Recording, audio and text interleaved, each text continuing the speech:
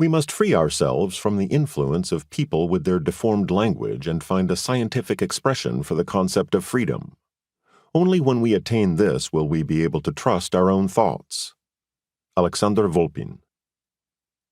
In memoirs by participants in the Soviet dissident movement, an obscure name usually appears near the beginning of the story.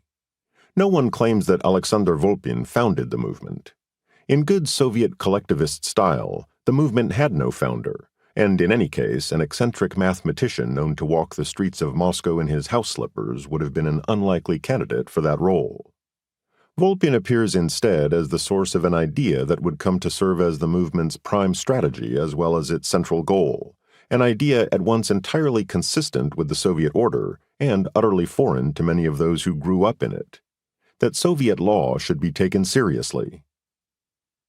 Andrei Amalrik described Volpin as the first to understand that an effective method of opposition might be to demand that the authorities observe their own laws.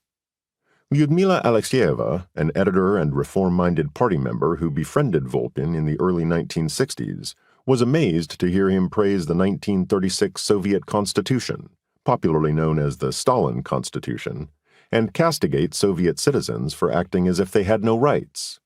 He would hold forth, according to Alexeyeva, on the proposition that Soviet laws ought to be understood in exactly the way they are written and not as they are interpreted by the government, and the government ought to fulfill those laws to the letter.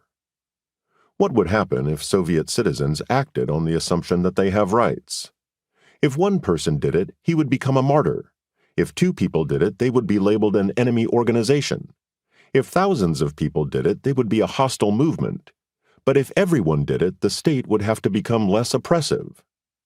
Vladimir Bukovsky, who met Volpin at an unauthorized poetry reading in Moscow's Mayakovsky Square in 1961, described him as the first person in our life who spoke seriously about Soviet laws.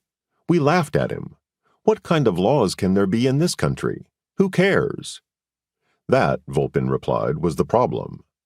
Nobody cares. We ourselves are to blame for not demanding fulfillment of the laws.